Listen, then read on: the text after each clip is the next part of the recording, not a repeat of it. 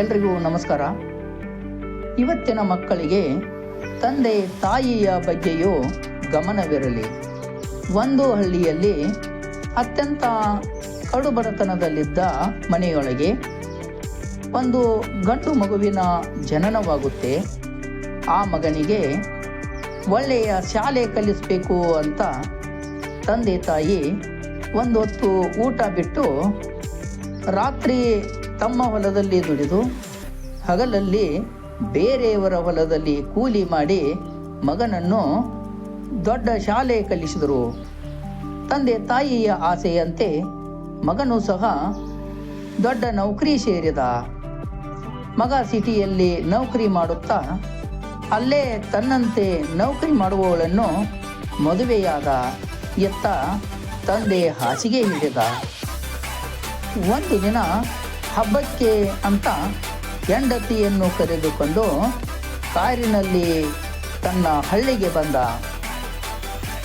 ತಾಯಿ ತನ್ನ ತಂದೆಯ ಸೇವೆಯನ್ನು ಮಾಡುತ್ತಿದ್ದರು. 2-3 ದಿನಗಳನ್ನು ತಂದೆ ತಾಯಿ ಜೊತೆಗೆ ಕಳೆದರು.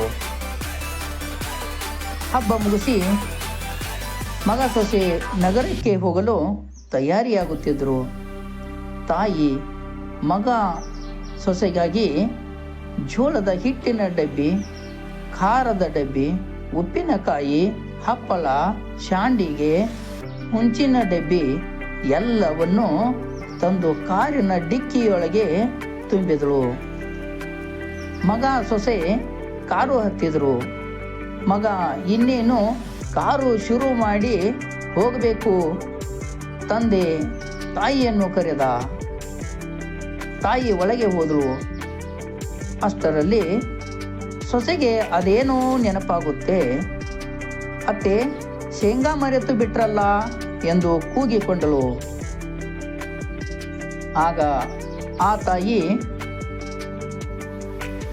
ತಂದೆಯನ್ನು ಅಲ್ಲೇ ಬಿಟ್ಟು ಬಂದೆ ತಡಿಯವ್ವ ಎನ್ನುತ್ತಾ ಒಂದೇ ಉಸಿರಿನಲ್ಲಿ ಶೇಂಗಾ ಚೀಲ ಹೊತ್ತು ಓಡಿ ಬರುವಾಗ ಪಿನ್ನು ಹಾಕಿದ್ದ ಚಪ್ಪಲಿಯ ಉಂಗುಟ ಕಿತ್ತು ಹೋಯಿತು. ತಾಯಿ ಚಪ್ಪಲಿಗಳನ್ನು ಸರಿ ಮಾಡುವಷ್ಟರಲ್ಲಿ ಮಗ ಕಾರು ಶುರು ಮಾಡಿ ನಿಂತಿದ್ದಾನೆ ಎಂದು ಆ ಮಗನಿಗೆ ಸಮಯ ಆಗುತ್ತೆ ಅಂತ ಚಪ್ಪಲಿಗಳನ್ನು ಅಲ್ಲೇ ಬಿಟ್ಟು ರಣರಣ ಬಿಸಿಲಿನಲ್ಲಿ ಬರಿಗಾಲಿನಲ್ಲಿ ತಾಯಿ ಓಡಿ ಬಂದು ಓಡಿ ಬರುವುದನ್ನು ನೋಡಿದ ಮಗನಿಗೆ ತನ್ನ ತಾಯಿ ಒಂದು ಜೊತೆ ಚಪ್ಪಲಿಯನ್ನು ತರಲು ಹೇಳಿದ್ದು ಆಗ ನೆನಪಾಯಿತು. ಕಾರು ಹೊರಟಿತು. ಮಗನಿಗೆ ಗಾಲಿಗಳು ಎದೆ ಮೇಲೆ ಹಾದಂತೆ ಭಾಸವಾಯಿತು. ಮಕ್ಕಳಿಗೆ ತನ್ನ ಸರ್ವಸ್ವವನ್ನೇ ಧಾರೆ ಎರೆದು ಮಕ್ಕಳ ಸಂತೋಷದಲ್ಲಿ ತಾವು ಸಂತೋಷ ಪಡುವ ದೇವರನ್ನು ಒಮ್ಮೆ ತಿರುಗಿ ನೋಡಿ. ಆ ತಂದೆ ತಾಯಿಯನ್ನು ದೇವರು ಎಂದುಕೊಂಡು ಮುಂದೆ ನಡೆಯಿರಿ.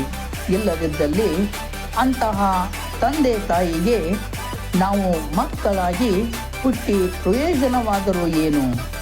ಅದರ ಬದಲು ಹುಟ್ಟದೇ ಇದ್ದಿದ್ದರೆ ಚೆನ್ನಾಗಿರ್ತಿತ್ತು ಅಲ್ವಾ? ಈ ಕತೆ ನಿಮಗೆ ಇಷ್ಟವಾದರೆ ಒಂದು ಲೈಕ್ ಕೊಡಿ, ಸಬ್ಸ್ಕ್ರೈಬ್ ಮಾಡಿ, ಬೆಲ್ ಐಕಾನ್ ಟಚ್ ಮಾಡಿ. ನಮಸ್ಕಾರ.